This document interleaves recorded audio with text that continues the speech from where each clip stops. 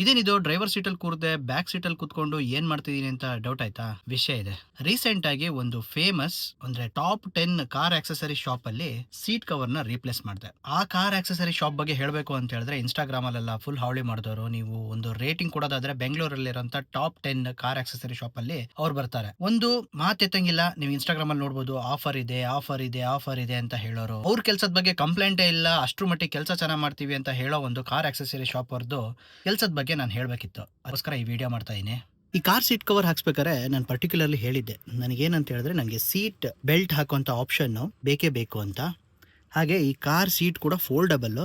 So ಇಲ್ಲೊಂದು ನಮಗೆ button ಕೊಟ್ಟಿರ್ತಾರೆ, ಆ ಬಟನ್ ಕೂಡ ಆಕ್ಸೆಸಿಬಿಲಿಟಿ ಇರಬೇಕು ಅಂತ ನಾನು ಕ್ಲಿಯರ್ ಕಟ್ಟಾಗಿ ಹೇಳಿದ್ದೆ. ಅವ್ರು ಅದನ್ನ ಮಾಡಲಿಲ್ಲ. ಯಾಕೆ ಮಾಡಲಿಲ್ಲ ಅಂತ ಕೇಳಬೇಕು ಅಂತ ಹೊರಟಿದ್ದೀನಿ, ನೋಡೋಣ ಏನಾಗುತ್ತೆ ಅಂತ. ಏನಂತ ಹೇಳಿದ್ರೆ ಒಬ್ಬ ಕೆಲಸಗಾರನಿಗೆ ಕೆಲಸ ಗೊತ್ತಿರಬೇಕು, ಸೀಟ್ ಬೆಲ್ಟಿಂದ ಅವಶ್ಯಕತೆ ಎಷ್ಟಿದೆ ಅಂತ ನಮಗೆಲ್ಲರಿಗೂ ಗೊತ್ತಿರೋವಂಥದ್ದು.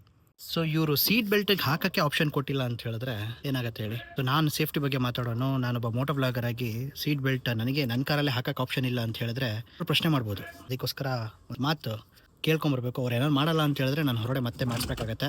ಇದನ್ನ ಸರಿ ಮಾಡ್ಸೋಣ ಅಂತ ಮತ್ತೆ ಆಕ್ಸೆಸರಿ ಶಾಪಿಗೆ ಬಂದೆ. ಸ್ವಲ್ಪ ಮಾತಾಯ್ತು, ಆರ್ಗ್ಯುಮೆಂಟ್ ಆಯ್ತು. ಹಿಂದಿನ ಸೀಟಲ್ಲಿ ಯಾರು ಸೀಟ್ ಬೆಲ್ಟ್ ಹಾಕ್ತಾರೆ ಅನ್ನೋ ವಾದ ಅವ್ರದ್ದಾಗಿತ್ತು. ಬಟ್ ನಾನು ರಿಕ್ವೆಸ್ಟ್ ಮಾಡಿದ್ದೆ, ಆದ್ರೂ ನೀವು ಮಾಡ್ಲಿಲ್ಲ ಆಪ್ಷನ್ ಅನ್ನೋದು ನನ್ನ ವಾದ ಆಗಿತ್ತು. ಫೈನಲಿ ಏನಾರು ಜುಗಾಡ್ ಮಾಡಿ ಸರಿ ಮಾಡ್ಕೊಡ್ತೀವಿ ಅಂತ ಒಪ್ಕೊಂಡ್ರು. ನಾನ್ ಈ ಗ್ಯಾಪ್ ಅಲ್ಲಿ ಹೊಟ್ಟೆಗೆ ಏನಾರು ಹಾಕೊಂಬರೋಣ ಅಂತ ಹೊರಡೆ ಬಂದೆ. ವಾಪಸ್ ಬರೋಷ್ಟ್ರೊಳಗೆ ಏನೋ ಜುಗಾಡ್ ಮಾಡಿ ಸೀಟ್ ಬೆಲ್ಟ್ ಕ್ಲಿಪ್ ನ ಹಾಕೋ ಜಾಗನ ಎಳೆದು ಮಾಡಿ ಏನೋ ಒಂದು ಆಪ್ಷನ್ ಮಾಡಿದ್ರು ಸೀಟ್ ಬೆಲ್ಟ್ ಹಾಕೋಕೆ. ಈ ಸೀಟ್ ಫೋಲ್ಡ್ ಮಾಡೋ ಬಟನ್ ಅನ್ನ ನೀವೇ ಕೈ ಆಡಿಸಿ ಮುಟ್ಟಿ ನೋಡಿ ಹುಡುಕಿ ಆಪರೇಟ್ ಮಾಡ್ಕೊಬೇಕು ಅಂತ ಹೇಳಿದ್ರು. ಯಾಕಂದ್ರೆ ಇದನ್ನ ಕಟ್ ಮಾಡಿದ್ರೆ ಸೀಟ್ ಕವರ್ ಹಾಳಾಗತ್ತೆ ಅನ್ನೋದು ಅವ್ರ ಅಭಿಪ್ರಾಯ ಆಗಿತ್ತು. ಒಟ್ನಲ್ಲಿ ಹೇಳ್ಬೇಕಂದ್ರೆ ಯಾರೋ ಕೆಲಸ ಬರ್ದೇ ಇರೋ ಒಂದ್ ಕೆಲಸ ಮಾಡ್ದಂಗ್ ಆಯ್ತು. ಕೆಲಸ ಅಂತೂ ಒಂಚೂರು ಸ್ಯಾಟಿಸ್ಫ್ಯಾಕ್ಷನ್ ನನಗೆ ತಂದ್ಕೊಟ್ಟಿಲ್ಲ.